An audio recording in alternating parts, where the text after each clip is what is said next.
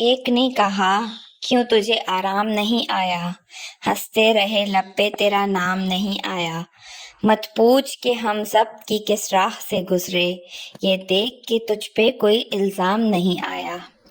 عاکفہ مجھے تمہاری مدد چاہیے۔ اس کی آواز میں اضطراب پنہاں تھا۔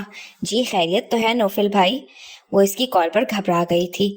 جواباً اس نے اسے وہ جگہ بتا کر آنے کو کہا اور جب وہ وہاں پہنچی تو بابر بھی اسی لمحے کار سے نکلا تھا۔ وہ بھی اس کی طرح حیران و پریشان تھا۔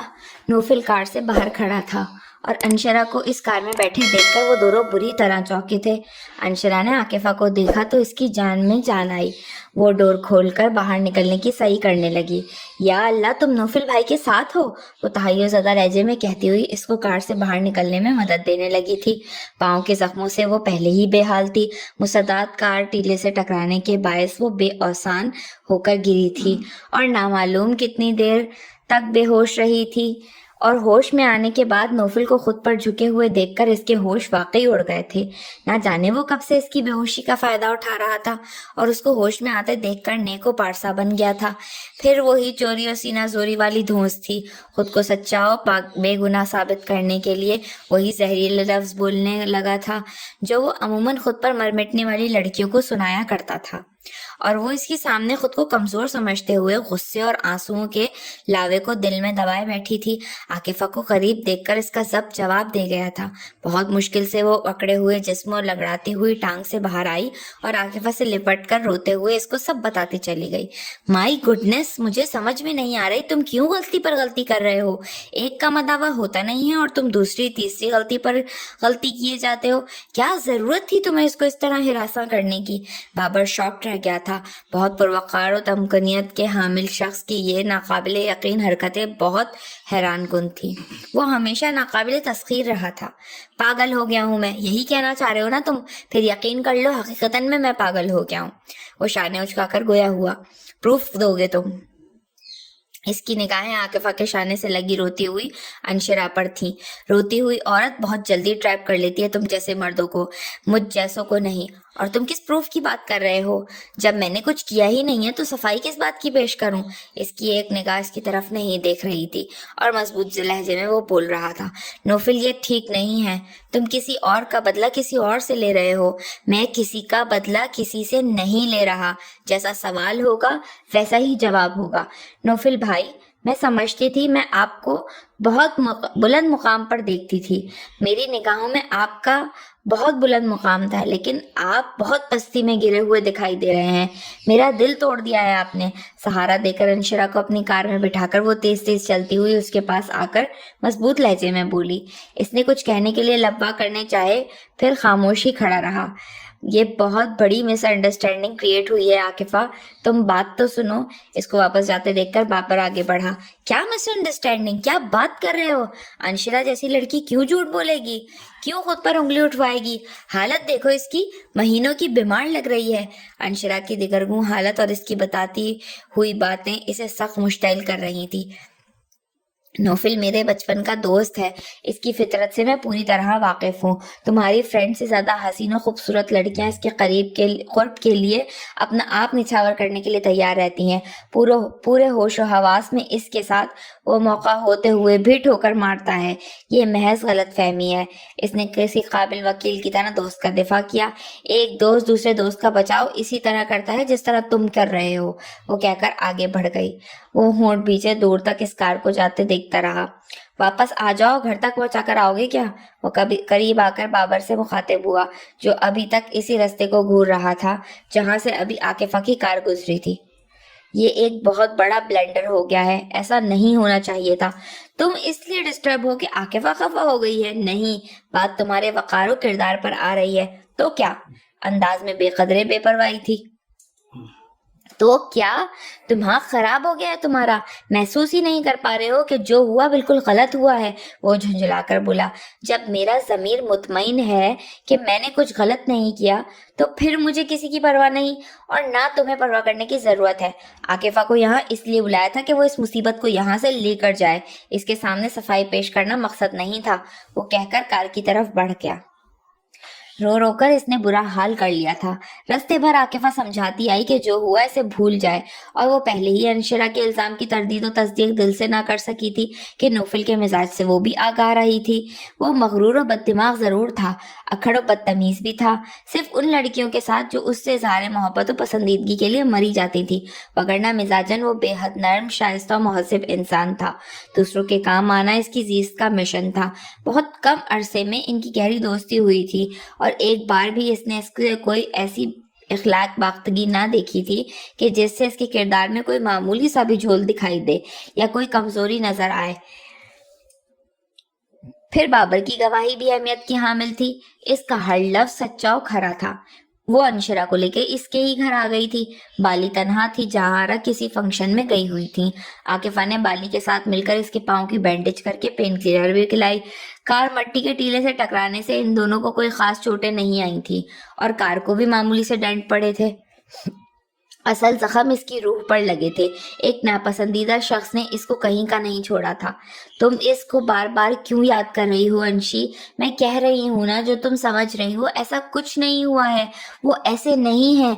उसको दोनों हाथों पर सर गिराए बड़बड़ाते देखकर आकिफा ने कहा, ये तुम कह रही हो? तुम कह सकती हो क्योंकि तुम इस वहशी पर आंखें बंद करके यकीन रखती हो, लेकिन मैं बता रही हूँ वो एक मुनाफिक इंसान है जो मासूम लड़कियों के जज्बात से खेलता है।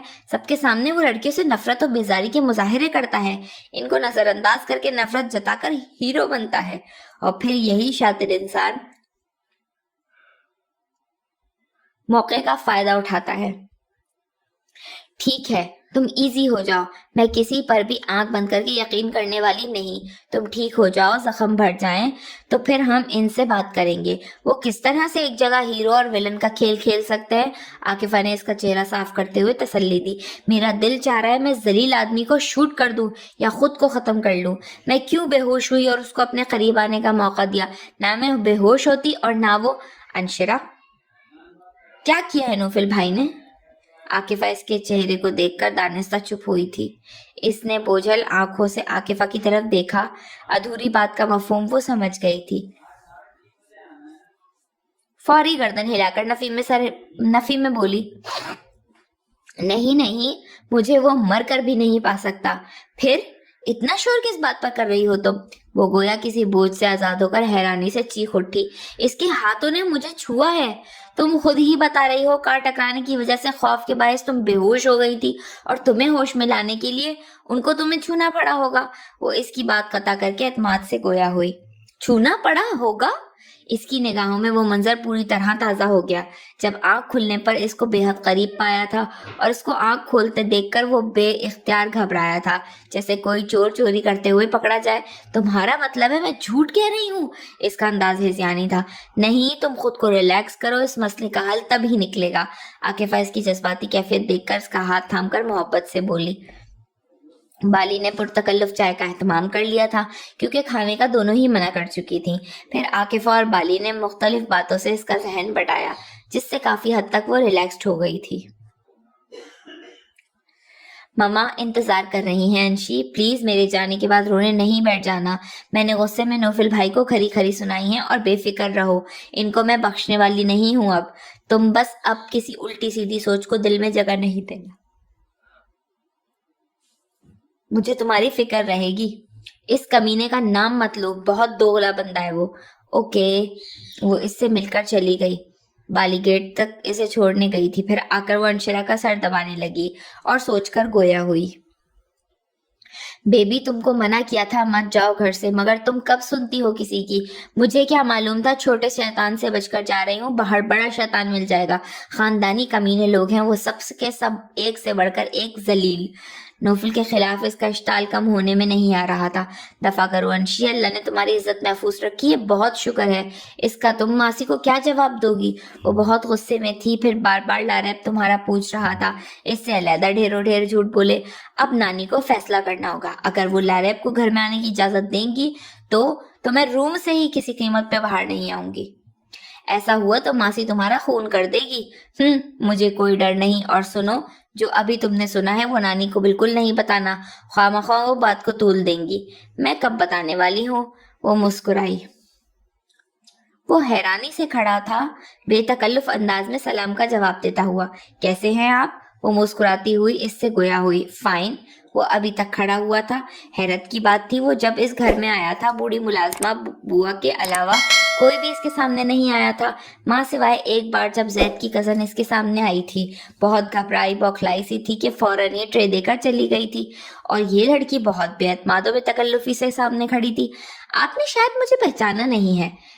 مائدہ مسکرائی۔ جی، لڑکیوں سے فلرٹ کرنا اس کا شغل تھا، لیکن اس ٹائم وہ جہاں تھا وہ اس کے بہترین دوست کا گھر تھا، یہاں اس کی نگاہیں جھکی ہی رہیں تو بہتر تھا۔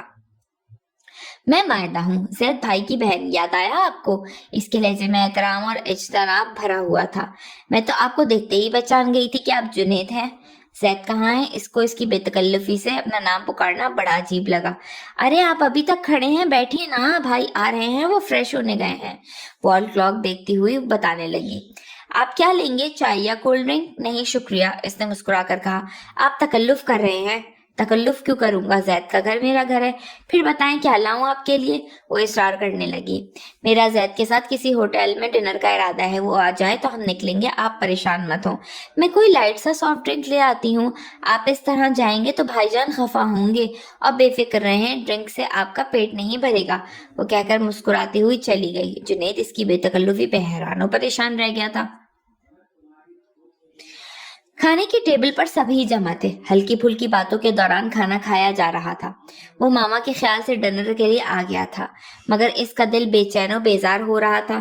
ماما نے اس کی پلیٹ میں روسٹڈ چکن اور سلاد و رائتا ڈالتے ہوئے پلیٹ اس کے آگے بڑھا دی تھی۔ یہ ہنزئی کباب اور چکن چلی رائس بھی امینہ نوفل کو دیں، یوسف صاحب نے کھانا سرو کرتی ہوئی ملازمہ کو حکم دیا۔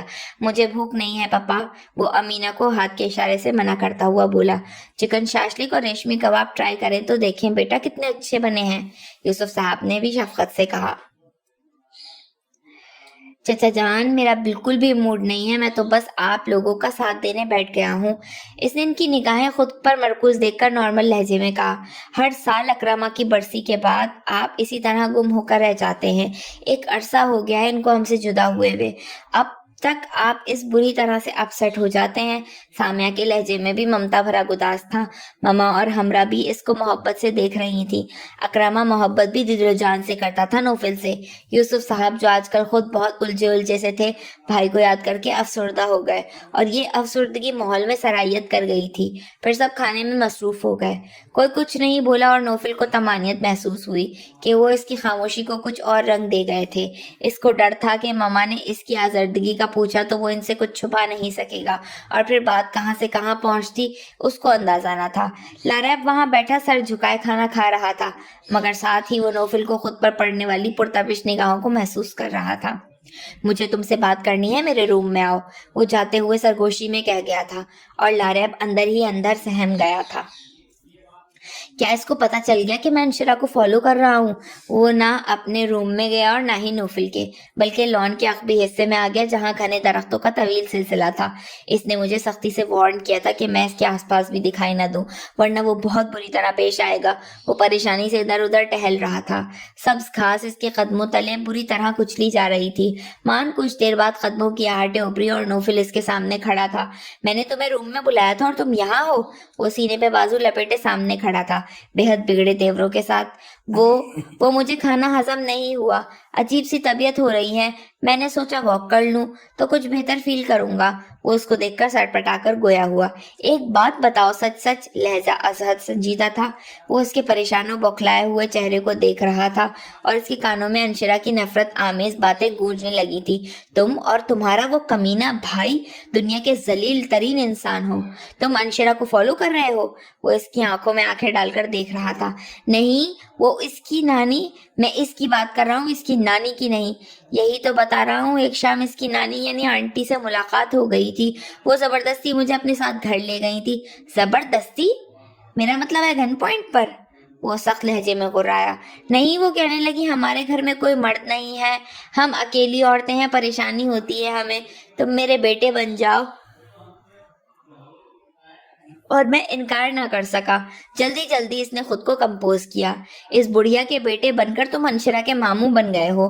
جو ماموں بناتے ہیں وہ ماموں کہاں بنتے ہیں بھائی؟ اس نے اندر ہی اندر سوچتے ہوئے قہقہا لگایا۔ ہاں ایسا ہی سمجھ لو تم، آہستگی سے بولا۔ اچھا اب تم مجھے ماموں بنانے کی صحیح کر رہے ہو، جس میں کبھی بھی کامیاب نہیں ہوگے۔ اس کے رستے سے ہٹ جاؤ۔ اوکے ہٹ کیا سمجھو؟ یہ بتاؤ مجھے رستے سے ہٹا کر تم اس رستے پر چل رہے ہو؟ وہ غور سے اس کی طرف دیکھ کر بولا، شٹ اپ، فضول باتیں مت کرو۔ فضول بات نہیں ہے، دوسروں کی طرف انگلی اٹھاتے وہ ہیں جن کے اپنے دامن صاف ہوتے ہیں، اور تم تو چھپے رستم نکلے ہو یار۔ میں جو ہوں جیسا ہوں سب جانتے ہیں میرے بارے میں، تمہاری طرح میں مولانا پن کے ڈھونگ نہیں کرتا ہوں۔ خوف و گھبراہٹ و بے چینی لمحوں میں غائب ہو گئی تھی۔ وہ بڑے اعتماد سے کھڑا تھا۔ تمہیں خود بھی معلوم نہیں تم کیا بکواس کر رہے ہو، پھر بھلا مجھ کو کیا سمجھاؤ گے کہ کیسا مولانا پن؟ اس کے انداز میں بے پرواہی تھی۔ یہ اپنے بازوؤں پر دیکھیں لپسٹک کے نشان۔ وہ اس کی آستین پر اوپر کی سائڈ لگے سرخ رنگ کے نشانات کی طرف اشارہ کر کے زومائنے لہجے میں گویا ہوا، اور نوفل چند لمحے لب بھیجے کھڑا رہا۔ تم کب سے یہ کھیل کھیلنے لگے؟ مرد ہونے کا ثبوت دے ہی دیا نا تم نے۔ میں سوچ رہا تھا تم عورت کے لیے نہیں بنے۔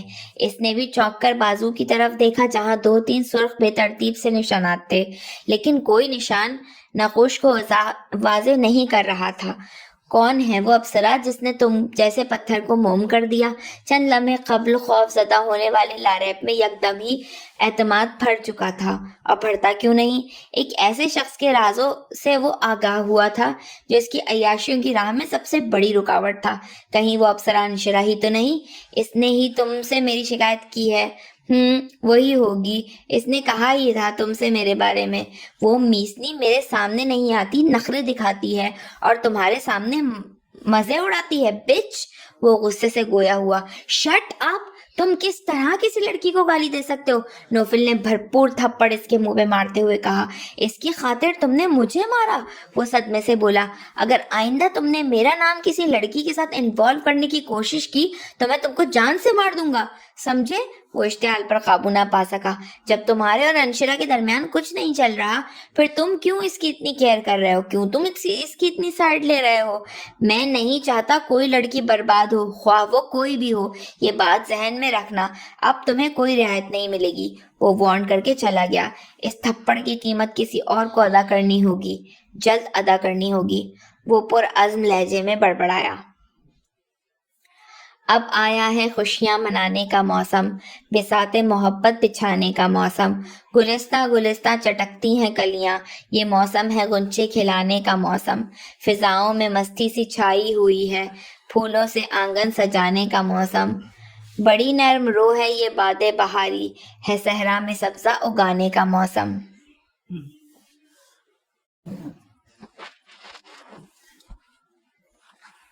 جنید کو بار بار آنے والی کال کو بالآخر ریسیو کرنا ہی پڑا۔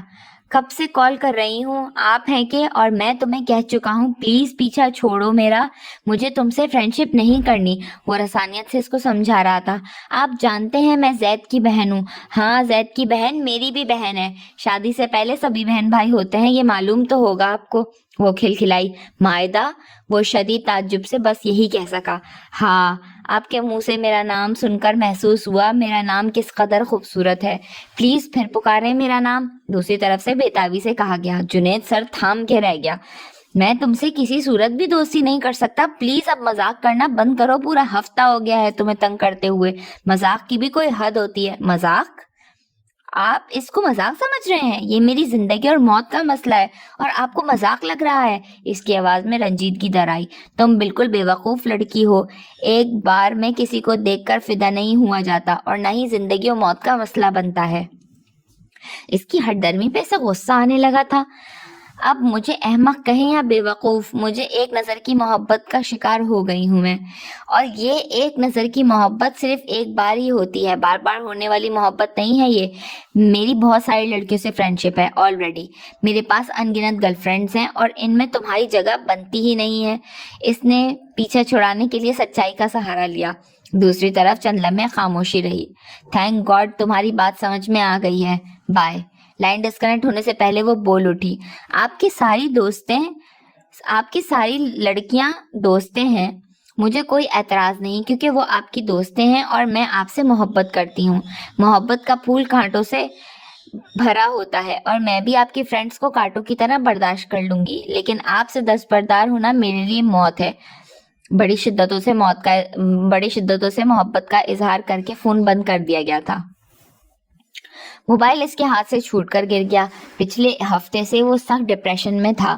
زید کے گھر ہونے والی مائدہ سے ملاقات وبال جان بن گئی تھی. مائدہ کو اس نے زید کی بہن کی طرح ہی عزت و توقیر دی تھی. وہ دل پھینک قسم کا فلرٹی نوجوان تھا، لیکن یہاں زید کی دوستی کا پاس رکھا ہوا تھا. اپنی نگاہوں کو بے حجاب نہیں ہونے دیا، مگر معاملہ الٹ نکلا تھا. مائدہ کا پہلی ملاقات میں اتنا فری ہونا اسے عجیب سا لگا، لیکن زید جیسے باکردار شریف نوجوان کی بہن ہونے کے ناطے وہ اسے بھی اپنی بہن سمجھتا تھا اور ایک غلط نظر بھی اس کی طرف نہ اٹھی تھی. جبکہ اس نے اس دن بے تکلف ہونے کی کوشش کی تھی، گریز و اجتناب کے باوجود وہ پیچھے نہیں ہٹی تھی. اور پھر زید کے موبائل سے اس کا نمبر لے کر وہ ہفتے بھر سے متواتر کالز کر رہی تھی. پہلے اسے نرمی سے سمجھایا، پھر غصے سے سمجھانے کی صحیح کی، اور وہ نہ سمجھنے کا تہیہ کیے بیٹھی تھی. اس کو یہی خوف کسی ناگ کی مانند ڈس رہا تھا کہ زید کو معلوم ہو تو وہ کس طرح ری ایکٹ کرے گا.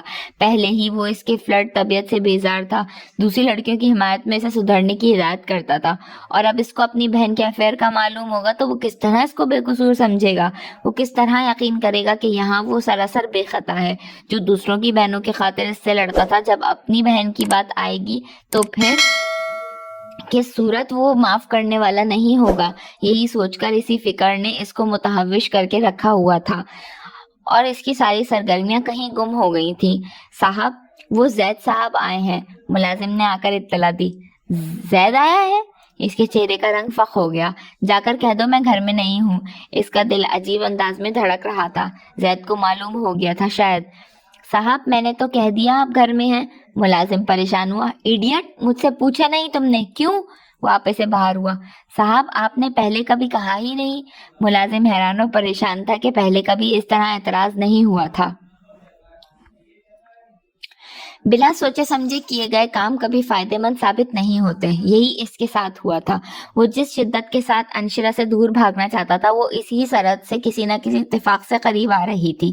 کوئی نہ کوئی حادثہ، کوئی نہ کوئی بے ساختگی اس طرح سرزد ہو جاتی تھی کہ وہ دنوں اضطراب میں مبتلا رہتا. اور اب ایک ہفتہ گزر گیا تھا. اس کے اور انشرا کے درمیان ہونے والی غلط فہمی کو ہفتہ ہو چکا ہے. کچھ دن بعد ہی اس نے یونیورسٹی آنا شروع کر دیا تھا. پاؤں کا زخم اس کا ٹھیک ہو چکا تھا، لیکن مزاج ابھی تک خراب تھے. جس رستے پر وہ ہوتا انشرا وہ رستہ ہی چھوڑ دیا کرتی تھی. پہلی دفعہ اس کو احساس ہوا کہ حقارت سے کسی کو ٹھکرانا، نفرت سے نظر انداز کر دینا کس بری طرح سے ڈسٹرب کر دیتا ہے. انسان قصوروار ہوتے ہوئے بھی خود کو مجرم محسوس کرنے لگتا ہے. ویسے بائی نیچر وہ اس کو خاطر میں لانے والا نہ تھا.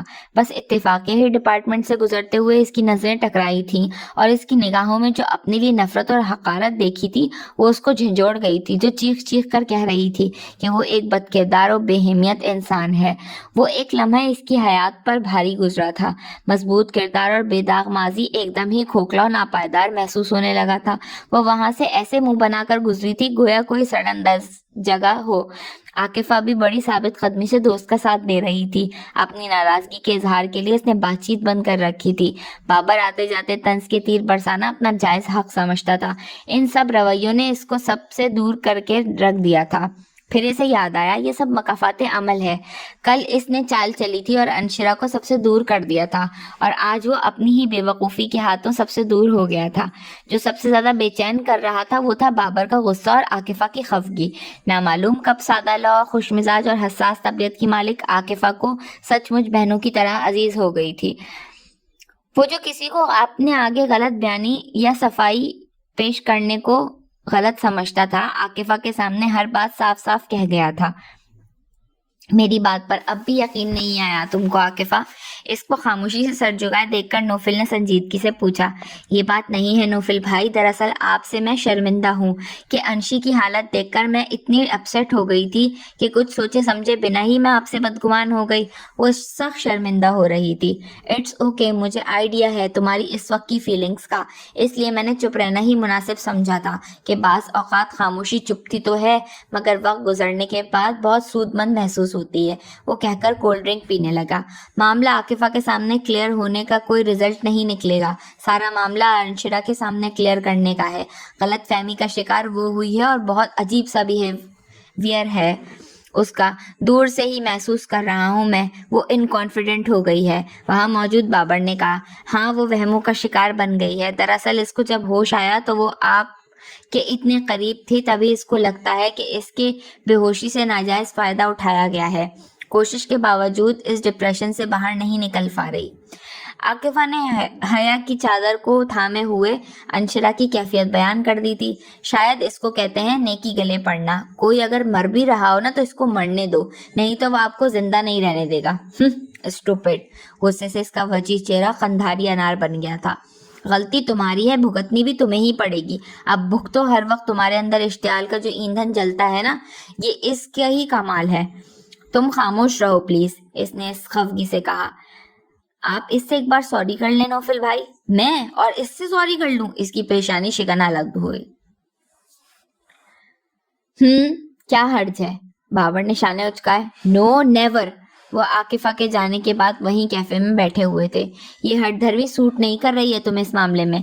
जब मैंने कुछ किया ही नहीं है फिर माफी किस बात की? तुमने कुछ नहीं किया, इस बात को मैं भी मानता हूँ और आकिफा भी यकीन करती है, मगर मेरी जान, असल यकीन जिस हस्ती को करना है वही जब यकीन नहीं कर रही तो फिर तुम पर कौन यकीन करेगा? खासे काबिले एतराज वक्त में इसको होश आया, और ये सच है कि इस पर यकीन करना भी नामुमकिन सा है। झूठ एक बेजान वजूद की मानंद होता है जो वक्त पड़ने पर हक की सदा बुलंद नहीं कर सकता और पकड़ा जाता है, मगर सच वो ताकत है जो ना मानने वाले को भी मानने पर मजबूर कर देता है। और मेरे सच में इतनी ताकत है कि वो अपना वजूद खुद मनवा लेगा, आज नहीं तो कल, मेरा दावा है, इसने पुरयकीन लहजे में कहा। और बाबर सर हिलाकर रह गया। अगर किसी की आंख जो पुरनम नहीं है, न समझो ये कि उसको गम नहीं है। मैं तुमको चाह कर पछता रहा हूँ, कोई इस जख्म का मरहम नहीं है। जैद, कुछ टाइम होगा आपके पास? जरूरी मशवरा लेना है। मोहन्नद साहब ने इसको आज ऑफिस से जल्दी आते देखकर मोहब्बत से कहा। जी, आप कहिए, क्या मशवरा करना चाहते हैं? वो ब्रीफ केस और कोट वहीं रखकर संजीदगी से गोया हुआ। अपनी सौदा है ना, इसकी फुप्पो को आप जानते हैं, वो एक अरसे से सौदा का रिश्ता अपने बेटे प्यारे मियाँ से करने की ख्वाहिश रखती हैं। जी, अच्छी आपस से वाकिफ हूँ, मगर कभी प्यारे साहब से मिलना नहीं हुआ। वो बेहद संजीदा था। परसों ही हम गए थे, वहाँ मुलाकात हुई थी। माँ बाप और बहनों की बनिस्बत बहुत सुलझा हुआ बाइखलाक बच्चा है। शारजा की किसी बड़ी ऑयल रिफाइनरी में इंजीनियर भी है। दौलत की कमी नहीं और बंदा भी नाइस है। वो बड़े मुतासिर लग रहे थे। जैद होंठ भींचे खामोश रहा। मैं यही मशवरा लेना चाह रहा था कि आपकी क्या मर्जी है, प्यारे मियाँ का रिश्ता कबूल कर लिया जाए या नहीं? आपकी क्या राय है बेटा? इसका दिल उछलकर हलक में आ गया। हर सिम धुआं धुआं लग रहा था। जबान अकड़कर खुश्क हो गई। बुआ, पानी लाएं? असद शिद्दत से प्यास जागी थी। बुआ झट से पानी का ठंडा ठार ग्लास लेकर आई। चाय लाऊं बेटा? सूफिया बेटी ने पकौड़े और समोसे भी तैयार किए हैं। वो खाली ग्लास लेते हुए दुलार से पूछने लगी थी। अरे बुआ, नेकी और पूछ पूछ पहली फुर्सत में ले आए। मोहन्नद चटोरेपन से गोया हुए और बुआ मुस्कुराती हुई चली गई। ताया जान, आप इस बारे में पापा से मशवरा कर लें तो बेहतर होगा। मैं भला क्या बताऊं आपको, मुझे तो तजुर्बा बिल्कुल भी नहीं है इस मामले में। पापा वैसे भी इस मामले को अच्छी तरह हैंडल कर लेंगे। ज्यादा देर खामोश रहना इसको मुनासिब नहीं लगा था। भाईजान से बात हुई है मेरी, उन्होंने कहा है आपसे मशवरा करूं, और जो आपका फैसला होगा वही उनका भी होगा और वही मेरा भी फैसला होगा। मेरा फैसला? इसने चौंक कर इनकी तरफ देखा। जी बेटे, आपका फैसला, बिकॉज आप इस घर के बड़े बेटे हैं। आपकी राय और मशवरे की बड़ी अहमियत है। इनके अंदाज में खुश दिली थी। लेकिन इतनी जल्दी क्यों कर रहे हैं? अभी वो पढ़ रही है, ये इसका लास्ट ईयर है। सूफिया जल्द अज जल्द इसके फर्ज से सुबुकदोश होना चाहती है, और अभी सिर्फ मंगनी होगी, 6 माह बाद शादी कर देंगे। यतीम बच्ची है वो, खुद वक्त पर रुखसत हो जाना ही इसके हक में बेहतर है। ठीक है, फिर इस प्रपोजल को कबूल कर लीजिए। मुदस्सिर साहब ने मोबाइल बड़ी बेदिली से रखा और लेट गए। इनके चेहरे पर अफसुर्दगी और मलाल के गहरे रंग छाए हुए थे। करीब बैठी उरूसा ने शौहर के तासुरात शिद्दत से नोट किए थे, जो मोनस की कॉल आने पर बेहद उदास हो गए थे। आप इतने अपसेट क्यों हो गए हैं जब आपको पहले से अंदाजा था कि जैद का जवाब यही होगा, वो सौदा को कभी पसंद नहीं करेंगे। अंदाजा था मुझे, लेकिन न जाने क्यों इस दिन जैद को सौदा के पाँव की बैंडेज करते देखकर दिल में एक ख्याल सा आया था, शायद इसके दिल में सौदा के लिए कोई सॉफ्ट कॉर्नर पैदा हो गया हो। वगरना मैं जानता हूँ वो जितनी नफरत मुझसे करता है, इतनी ही नफरत सौदा के लिए भी इसके दिल में है। फिर आपने क्यों मोन्नस भाई से कहा जैद से मशवरा करने का? ख्वामखा खुद ने भी इसकी डोर थाम कर रखी और मोन्नस भाई ने भी इसरार किया, और अब यहाँ खुद भी रंजीदा हो रहे हैं और वहाँ वो रंजीदा हो रहे होंगे। उरूसा का लहजा हमदर्दी और तफक्कुर लिए हुए था। ख्वाहिश हम सबकी यही है जैद और सौदा को साथ देखें। इसी आरजू ने उम्मीद का दामन थाम लिया था कि शायद जैद इमराना के सहर से आज़ाद हो चुका होगा। माँ की असलियत से आगाही मिल गई है इसे, मगर वो बात अधूरी छोड़कर गहरे गहरे सांस लेने लगे थे। Please Mudassir, calm down. Doctor ने आपको डिप्रेशन से बिल्कुल दूर रहने का कहा है। आप कुछ भी ना सोचें, जो बात आपके अख्तियार में नहीं इसके मुताल्लिक सोचना आपके दिल की कैफियत को बढ़ाने के सिवा और कुछ नहीं होगा। और ये सोचकर आप ज्यादती कर रहे हैं कि जैद माँ से मुतनफ़िर हो जाएंगे। माँ कैसी भी हो, बच्चों के लिए माँ से बढ़कर प्यार करने वाला कोई और हो ही नहीं सकता। कैसी औरत हो उरूसा, हमेशा इस औरत की हिमायत लेती हो जो तुम्हारा नाम भी सुनना गवारा नहीं करती।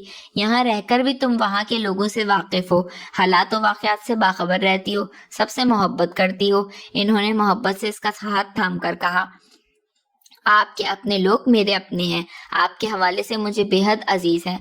मोनस भाई को कॉल बैक करके कह दें, वो भी उदास ना हो। याद माजी अजाब है यारब, छीन ले मुझसे हाफजा मेरा। इस बकवास की वजह साफ साफ बता दो तो बेहतर है तुम्हारे हक में। वो मोबाइल पर सर्द मोहरी से गोया हुए। मेरे हक में क्या बेहतर है और क्या नहीं, ये मुझसे बेहतर कौन जान सकता है। अलबत्ता आपने मेरे पीछे नौफिल को लगाकर अपने हक में बुरा किया है। मैंने नौफिल को तुम्हारे पीछे नहीं लगाया। फिर वो क्यों मेरा पीछा कर रहा है, इसके खौफ से मैं सरहद पार बैठा हूँ। लेकिन यहाँ भी मैं खुद को महफूज नहीं समझ पा रहा। हर लम्हा डर रहता है कि वो आएगा और मुझे ढूंढ निकालेगा। इसका लहजा इस्तराबी था। हाँ, नौफिल ऐसा है, वो तुमको दुनिया के आखिरी कोने से भी ढूंढ लेगा। तुमने गलत आदमी से पंगा लिया है, अभी भी वक्त है, तुम दबाकर भाग जाओ, वगरना भागने का मौका भी नहीं मिलेगा। इनके लहजे में नौफिल के लिए फख्र इंबिसात था। मैं भागता नहीं हूँ, बल्कि भागने पर मजबूर कर देता हूँ। अभी तक सिर्फ इसलिए भाग रहा हूँ क्योंकि मैंने आपके माजी की दास्तान नौफिल को नहीं सुनाई, और सुना दी तो फिर कौन भागेगा ये आप अच्छी तरह जान सकते हैं।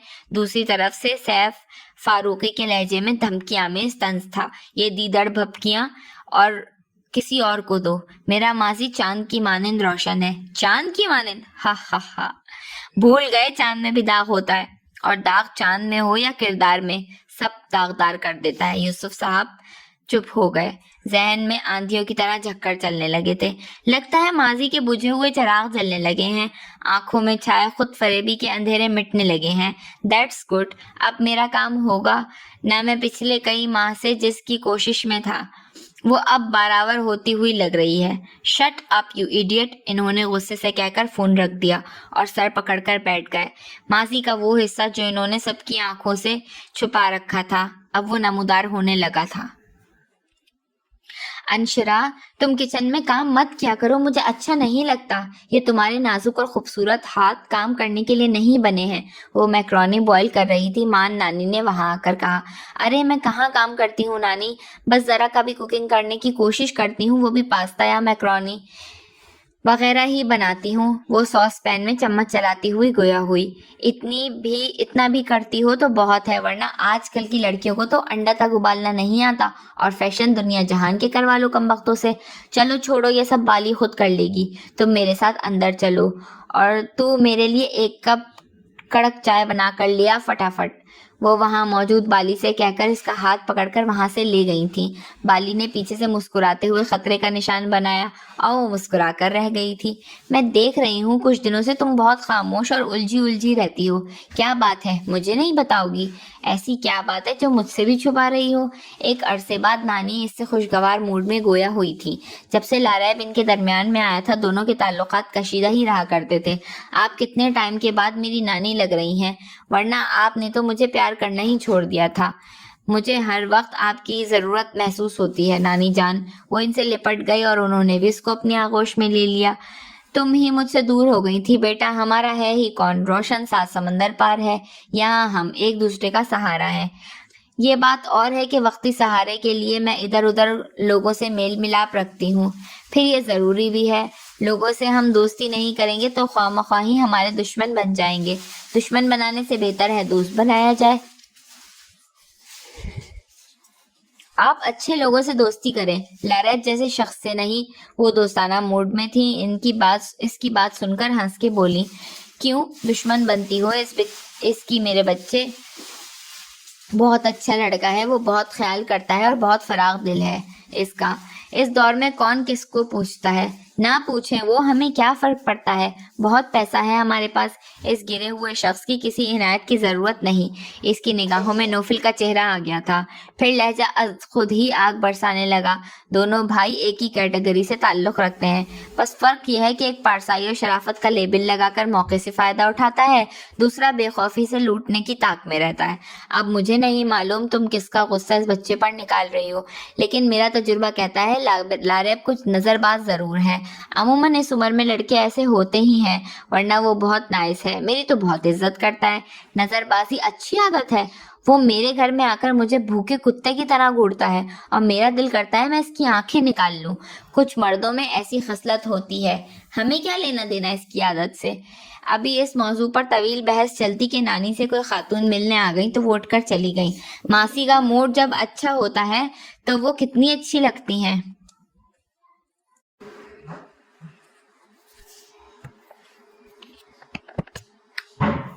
آج کتنے دنوں بعد پرانے موڈ میں آئی ہیں۔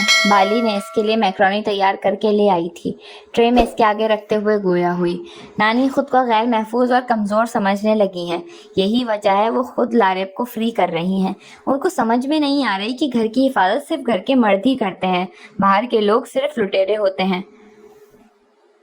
دفع کرو لاریب کو، تم یہ میکرونی کھاؤ، بہت اسپائسی ہے، میرا دل نہیں چاہ رہا تم کھا لو۔ اس نے ٹریس کی طرف کھسکاتے ہوئے کہا، ارے کیا ہوا؟ تم کو تو بھوک لگ رہی تھی اور اب اپسیٹ ہو گئی ہو، کیا ماسی نے کوئی ایسی ویسی بات کہہ دی؟ اس کے بدلتے موڈ کو دیکھ کر وہ پریشان ہو کر پوچھنے لگی، میں کیا کروں بالی، میرے دل سے نوفل کی وہ حرکت نہیں نکل رہی، میں بھول کر بھی نہیں بھول پا رہی ہوں۔ وہ اس سے لپٹ کر سسکنے لگی اور اندر آتی نانی شاکڈ رہ گئی تھی۔ سودا کا جلا ہوا پاؤں خاصی حد تک ٹھیک ہو چکا تھا اور حسب عادت وہ گھر کے کاموں میں مصروف ہو گئی تھی۔ آج اس نے لان میں رکھے گملوں پر کلر کرنے کا پروگرام بنایا تھا۔ مالی بابا سے سرخ رنگ کا پینٹ منگوایا اور ابھی وہ دیکھ ہی رہی تھی کہ ڈبہ ہاتھ سے چھوٹ کر عمرانہ کی لیمن کلر کی ساڑی پر گرا اور اسے سرخ کرتا چلا گیا۔ یہ سب آنن فانن لمحے بھر میں ہوا تھا۔ مائدہ کی بے پرواہی تھی جو ملازمہ سے پریس کروا کر ساڑی ہینگر سمیت کوریڈور میں رکھ کر ہی چلی گئی تھی۔ سودا کا دل اچھل کر حلق میں آ گیا۔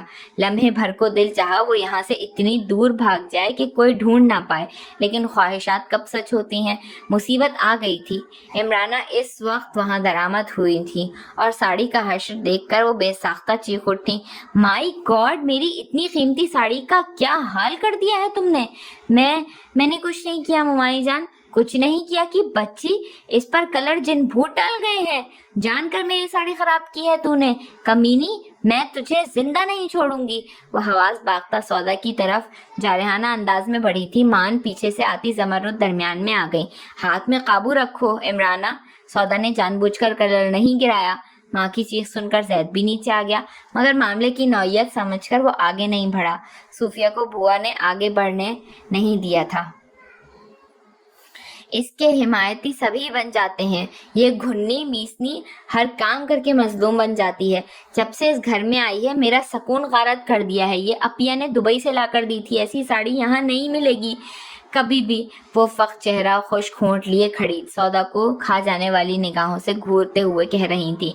समरुद ने सौदा का हाथ पकड़कर जाते हुए कहा, पाकिस्तान में इससे भी बेहतरीन और नफीस साड़ियाँ मिल जाती हैं। जैद बेटा, अपनी माँ को शॉपिंग करवा दो, वो जैद से कहती हुई चली गई। जैद गुस्से से चीखती चिल्लाती माँ को लेकर ऊपर आ गया था। प्लीज मम्मा, अब जो हो गया वो हो गया, आप क्यों दिल जला रही हैं? चले मैं आपको दूसरी साड़ियाँ ला देता हूँ। वो कोई आम साड़ी नहीं थी, मेरी बहन ने दी थी। जिस मोहब्बत से इन्होंने दी थी इसका कोई बदल मुमकिन ही नहीं है। लाखों साड़ियाँ इस एक साड़ी के सामने हीच है। वो गर्दन झटक कर बोली, साड़ी वहाँ गई कैसे? वो अंदर आती मायदा से मुखातिब हुआ। मैं भूल गई थी भाई, मुझे नहीं मालूम था वो ऐसा करेगी। इसने झट अपनी सफाई पेश की। क्या करती हो तुम? किसी काम की जिम्मेदारी नहीं है तुम पर, फिर भी मम्मा का एक आध काम भूल जाती हो। इसने सरजनिश की। एक आध काम क्या, मेरे सारे काम मेरी बच्ची ही करती है। और कौन पूछ रहा है मुझे? बुआ रात दिन इनकी गुलामी में लगी रहती हैं और दूसरी मुलाजमाएं भी कहाँ सुनती हैं। वो मुंह बनाकर गोया हुई। चले हम शॉपिंग पे चलते हैं, आप अपनी शॉपिंग कीजिएगा पसंद से। वो जानता था कि इसकी माँ दिमागी मरीजा थी, मामूली सी बात बर्दाश्त करने की अहलियत ना रखती थी। इनमें जरा जरा सी बात इनके कमजोर आसाब पर क़यामत बनकर गुजरती थी और फिर वो हिज़्यान पकने लगती थी। इनको डिप्रेशन से निकालने के लिए शॉपिंग का इरादा ही किया जा सकता था। इन्होंने पहले रिजवाना के घर जाकर इसे साथ लेने का इरादा किया। वो उनके वहां ले आया तो सर दर्द का कहकर उर्वा को साथ ले जाने का कहा। मोहब्बत ख्वाम किसी भी रिश्ते में मलफूफ होकर सामने आए अपना खराज जरूर मांगती है और ये खराज मोहब्बत करने वालों को ही अदा करना पड़ता है। शॉपिंग से इसे चिढ़ थी लेकिन माँ की मोहब्बत में वो तैयार हो गया था। जैद बेटा, आपके घर वालों ने मेरी बहन का ये हाल कर दिया है और जो कसर रह गई है वो इस लड़की ने पूरी कर दी। मैं कहती हूँ इससे पहले कि इमराना को कुछ और हुआ आप अलहदा घर लेकर दूर रहें इनसे, रिजवाना ने बहन की मोहब्बत में जज्बाती लहजे में कहा। इमराना ने बहन का साथ देते हुए सौदा और सूफिया के खिलाफ महाज कायम कर लिए। कोल्ड ड्रिंक का घूंट जहर बन गया था। माँ और खाला की बातें इसको एक आंख नहीं भा रही थी, लेकिन मोहब्बत तावान वसूल करती है। वो समझ नहीं पा रहा था गलत कौन है सही कौन। बज़ाहिर तो सभी चेहरे उजले और रोशन थे। ताया और ताई जान, सूफिया फुप्पो जो मिजाजी कड़क थी मगर इससे कभी भी सख्त लहजे में बात नहीं की, और एक वो जो झुकी झुकी पलकों खामोश लबों से सारे घर में किसी बेकल रूह की मानंद सरगर्दा रहने वाली लड़की, जिसमें कुछ ऐसी सहरो कशिश थी कि हजार कोशिशों के बावजूद भी वो इस पर निगाह डालने पर मजबूर थे। और वो बेखबर थी। जिन्हें अपनी खबर ना हो वो किसी को नुकसान क्यों कर पहुंचा सकते हैं। फिर माँ की हालत भी इसके सामने थी। वो फैसला नहीं कर पा रहा था कि कौन सही और कौन गलत है। अरे आपने तो कोल्ड ड्रिंक भी ऐसे ही रख दी है, ट्रॉली तो अभी लवाजमात से भरी पड़ी है, ये सब भी खाना है आपको? उसको ग्लास वापस देख कर रिजवाना हैरानी से गोया हुई। सॉरी खालाजान, मैं कुछ ना खा सकूंगा, सॉरी अगेन। अच्छा कोई बात नहीं, डिनर तो आपको हमारे साथ ही करना पड़ेगा, मुसलसल बोलती रिजवाना ने इमराना को खामोश रहने का इशारा करके खुशदिली से कहा। मामा, हम शॉपिंग क्यों ना आज ना इस दिन करें जब आपका मूड भी हो। मैं चाहता हूँ शॉपिंग आपकी पसंद की हो, पर उम्मीद लहजे में बोला। उर्वा मेरी चॉइस की हर चीज लाएगी, वो मेरी पसंद से वाकिफ है। इसकी एक न चली। चंद लम्हों बाद निकसिक से तैयार उर्वा फ्रंट सीट पर बैठी पूछ रही थी, आप इतने कम फहम नहीं है जितना मेरे सामने पोस्ट करते हैं। इसकी मुसलसल खामोशी पर वो चोट करती हुई गोया हुई।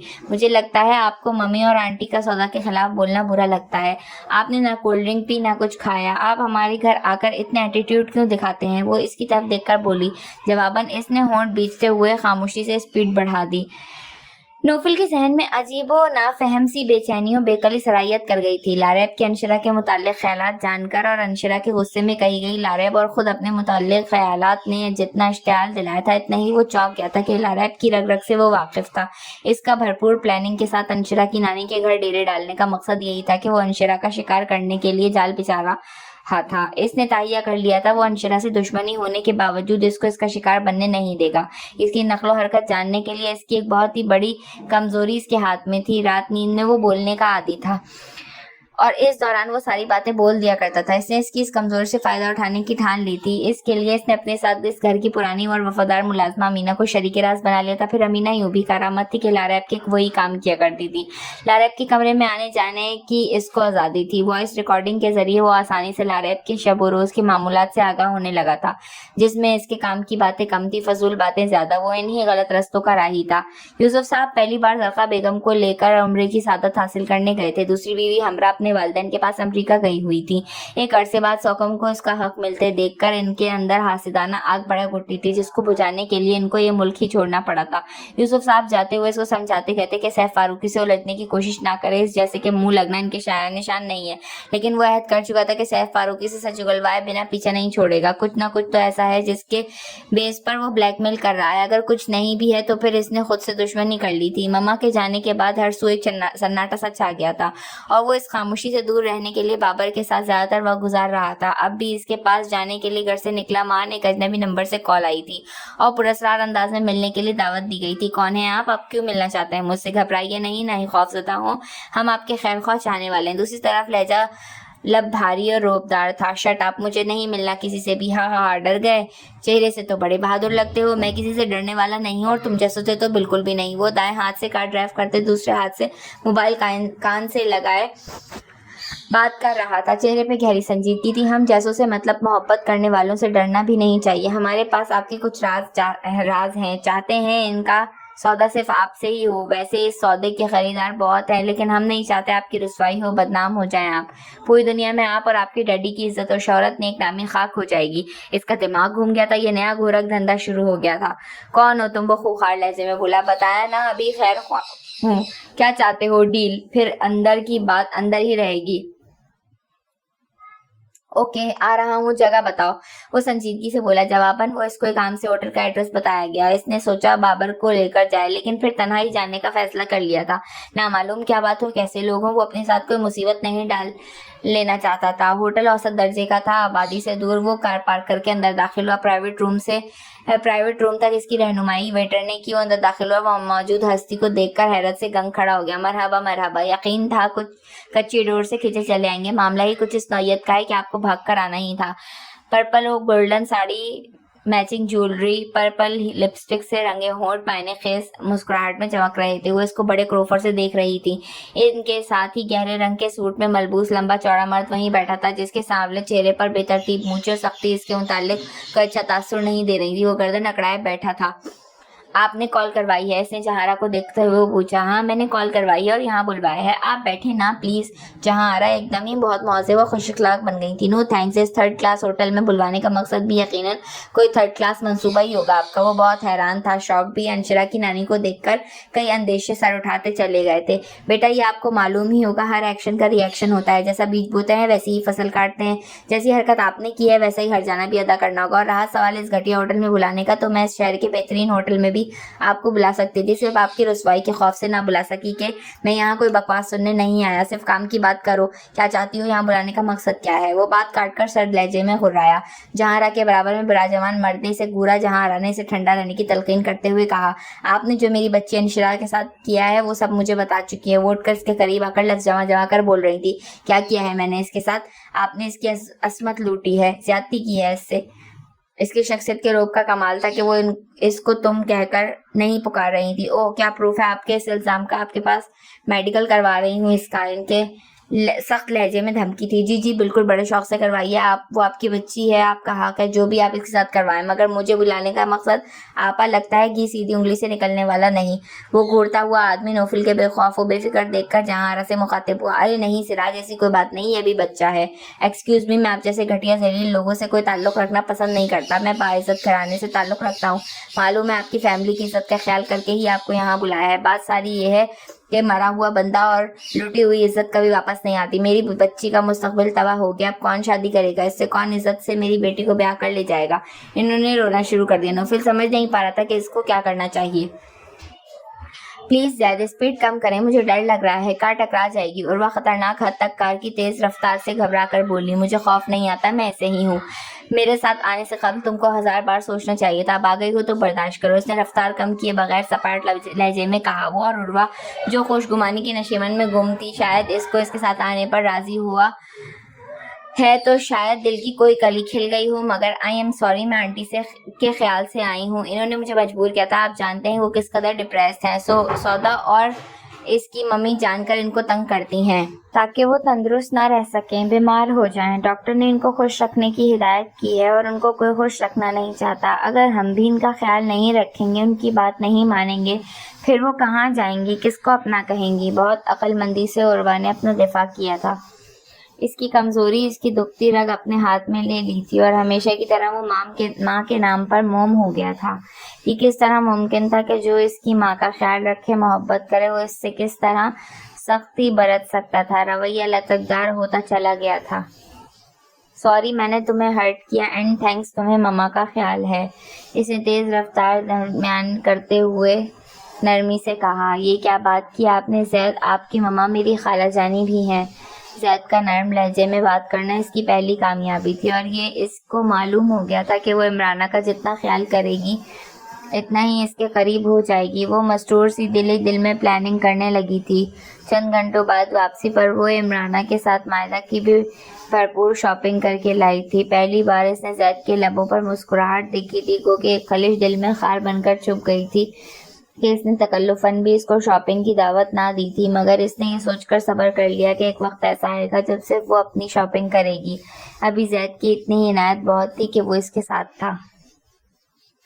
آپا میں کہتا ہوں رونے دھونے سے کام نہیں چلے گا، لڑکی کی ہماری زندگی خراب ہو گئی، کسی شریف آدمی سے شادی کے وہ لائق نہیں رہی، تم اس سے پیسہ لو اور ہم یہ ملک چھوڑ دیں گے، باہر ہمیں کوئی پہچانے گا نہیں، وہاں ہی عزت سے وہ بیاہی جا سکتی ہے۔ سراج نے اٹھ کر جہاں آرا کے سر پر ہاتھ رکھتے ہوئے سمجھایا، میری بیٹی کی زندگی تباہ ہوئی ہے اور اس کی زندگی بہتر بنانے کے لیے مجھے بہت سوچ سمجھ کر فیصلے کرنے ہوں گے۔ وہ رنجیدگی سے گویا ہوئی، تم لوگ عظمتوں کے سوداگر ہو، یہی کاروبار ہے تم لوگوں کا، ایک تو تم بدمعاشی کرتے ہو پھر آنکھیں بھی دکھاتے ہو، لگتا ہے سیدھے طریقے سے ماننے والے نہیں ہو۔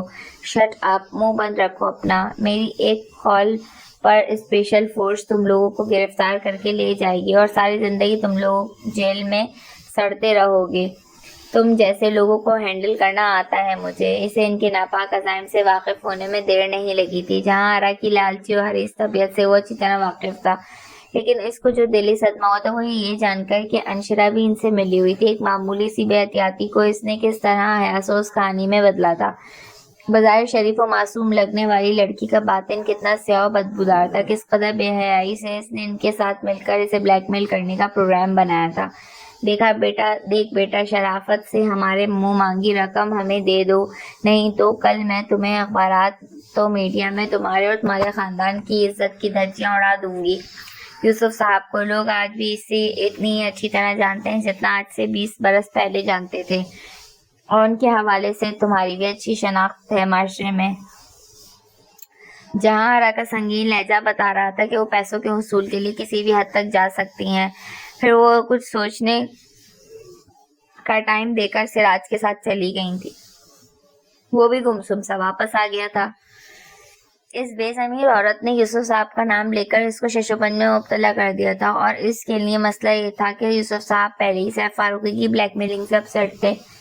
مستضاد اس نئے مسئلے کو وہ کسی طور بھی برداشت کرنے کی اہلیت نہیں رکھتا تھا۔ جہاں آرا پیسہ بٹورنے کی خاطر اپنی دی گئی ہر دھمکی پر منوان عمل کرنے میں کوئی آر محسوس نہ کرے گی، اور ہر سمت رسوائی و جگہسائی ان کے لیے شروع ہو جائے گی جو کسی صورت اس کو گوارا نہ تھی۔ اس نے بابر سے ملاقات کا ارادہ ملتوی کیا اور بہت سوچ بچار کر یہی فیصلہ کیا کہ رقم ہی ادا کر کے جان چھڑائی جائے۔ پھر اس نے سراج کو کال کر کے رقم پہنچانے کی جگہ معلوم کی، اور اس کی کوٹھی سے کچھ فاصلے پر ہی وہ لین دین مکمل ہوا تھا۔ یہ میرے کسی گناہ کا تاوان نہیں ہے، یہ میں تمہیں اللہ کے نام پر دے رہا ہوں، اگلی دفعہ یہاں کرو خواب میں بھی نہیں کرنا۔ ڈالر سے بھرا بریف کیس لیتے ہوئے ان کی زبانوں نے ساتھ نہیں دیا تھا، وہ صرف گردنیں جھکانے پر اتفاق کر سکے تھے۔ मम्मा आप घर क्यों नहीं चलती हैं? अपना घर होते हुए हम यहाँ क्यों रह रहे हैं? इमराना के हद तक आमिर इस रवैये ने इसका दिल इस हद तक बदजनो घायल कर दिया था कि वो माँ से सवाल करने लगी थी। तुम्हारे बाप का साया तुम्हारे सर पर नहीं है, इस वजह से हम यहाँ रह रहे हैं। इनका दिल खुद बेटी की तस्दील पर खून के आंसू रो रहा था, मगर वो इसके सामने रोकर इसे मजीद दुखी नहीं करना चाहती थी। सो जब से कह गई, मैं अब बड़ी हो गई हूँ मम्मी, आपका सहारा बन सकूंगी। हम यहाँ नहीं रहेंगे, अपने घर में गुजारेंगे जिंदगी। वो हाथ पकड़कर जिद करने लगी। इमराना भाभी की बातों को एक कान से सुनकर दूसरे कान से निकाल दिया करो। वो शुरू से ही ऐसी बदमिजाज बदले हाथ है, और बाकी तो सब प्यार करते हैं तुमसे सौदा। एक की खातिर सबकी मोहब्बतों को क्यों इल्जाम दे रही हूँ? बड़ी भाभी और दोनों भाइयों ने कितना प्यार दिया है तुम्हें। मम्मी, एक नफरत हजारों मोहब्बतों पर भारी होती है। मैं बड़े मामू से कहने जा रही हूँ कि वो हमें जाने दें। मेरी बात भाइयों ने कभी नहीं मानी। तुम जाकर बात करो, अगर राजी हो जाए तो मैं तुम्हारे साथ हूँ बेटी। आज भरे लहजे में उन्होंने इसको इजाजत दी तो वो उनके कमरे से में चली आई, जहाँ बहुत हल्की सब्ज रोशनी, ऐसी कूलिंग हर सू फैली हुई थी। बड़े मामू चेयर पर बैठे टेबल पर झुके कुछ लिख रहे थे। लैम्प का शेड टेबल पर झुका हुआ था। वहां आते ही इसके जब्त के बंधन टूट गए और रोते रोते इसने यहाँ से जाने की इजाज़त मांगी। ना इमराना की नफरत का इजहार किया, ना मायदा की लाताल्लुकी का जिक्र किया। प्लीज़ बड़े मामू जान, आप इजाज़त दे दें। मैं अब इस घर में रहना नहीं चाहती हूँ, मैं अब अपने घर में रहना चाहती हूँ जहाँ मेरे बाबा रहा करते थे। मैं उनकी खुशबू को महसूस करना चाहती हूँ। उसने आगे बढ़कर दोनों हाथों से उनको थामते हुए कहा, और दूसरे लम्हे लगा, ये वजूद बड़े मामू का नहीं है।